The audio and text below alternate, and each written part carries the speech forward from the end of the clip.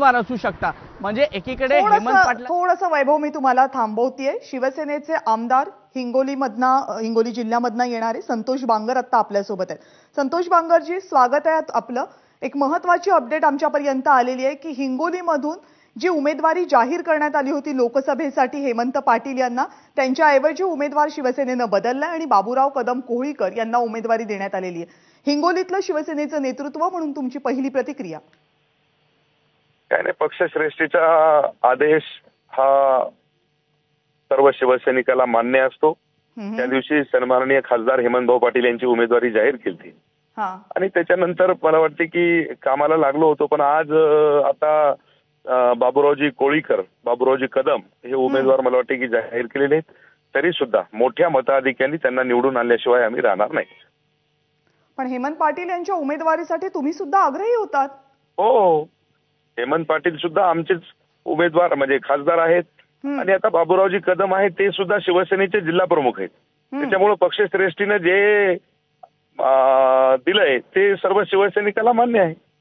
काय नेमकं चाललं होतं मतदारसंघात की आयत्या वेळेला अगदी फॉर्म भरायच्या आदल्या दिवशी इतका मोठा निर्णय घेण्याची वेळ आली तुमच्यावर?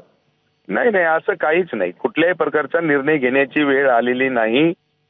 मला वाटते की यवतमाळची उमेदवारी जाहीर झाली का?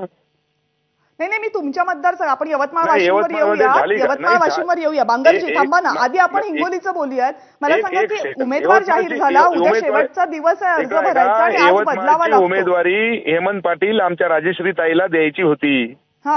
सन्माननीय मुख्यमंत्री साहेबांनी हे सुद्धा सांगितलं होते की राजश्री ताईला यवतमाळची उमेदवारी द्यायची आहे। त्याच्यामुळे कदाचित मला वाटते की ही उमेदवारी बाबूरावजी कदम यांना देण्यात आली असेल। म्हणजे तुम्हाला उमेदवारांमध्ये अदलाबदल करायची होती म्हणून हा बदल झाला असं असू शकतं। आता पक्षश्रेष्ठी जे मुख्यमंत्री बोलतात तो फायनल। बरं, वैभव परब माझे सहकारी आता आपल्या सोबत आहेत, त्यांना काही प्रश्न विचारायचे। वैभव, बांगरजी तुम्हाला दोन प्रश्न आहेत। ऐन वेळेला ही उमेदवारी बदलल्यामुळे पक्षाची प्रतिमा किती मलिन होते?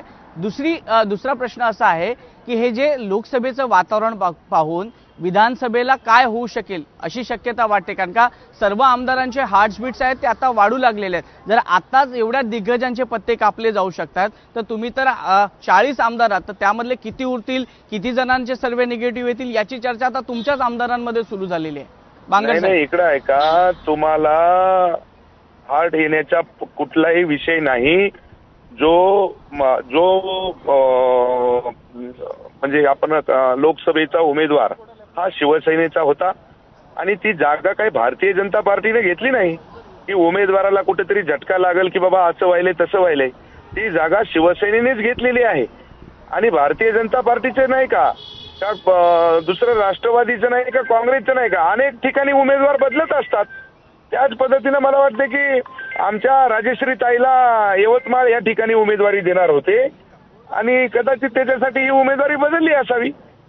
नाही बांगर साहेब, जे कारण सांगितलं जातंय ते कारण हे आहे की भाजपच्या स्थानिक कार्यकर्त्यांचा हेमंत पाटील यांच्या उमेदवारीला विरोध होता। त्यांनी भाजपच्या नेतृत्वाला हे कळवलं होतं की आम्ही हेमंत पाटील यांच्यासाठी काम करणार नाही, म्हणून ही उमेदवारी बदलण्याची वेळ आली। नाही, हे चुकीचं आहे। कारण की भाजपचे आमदार तानाजीराव मुटकुळे असतील, केराम असतील, ससाने असतील, यांच्याशी माझी भेट झाली। त्यावेळेस त्यांनी सांगितलं की आमच्यामध्ये फक्त आदेश दिला जातो। सन्माननीय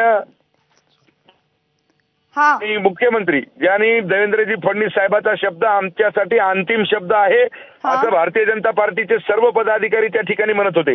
आणि ज्यावेळेस ही बैठक झाली त्यांची आणि उमेदवारी आम्हाला भेटली नाही, उमेदवारी हे सगळेच मागत असतात, ज्या दिवशी उमेदवारी भेटली नाही त्या दिवशी संपूर्ण कार्यकर्ते त्यांच्या आमच्या कामाला लागले होते।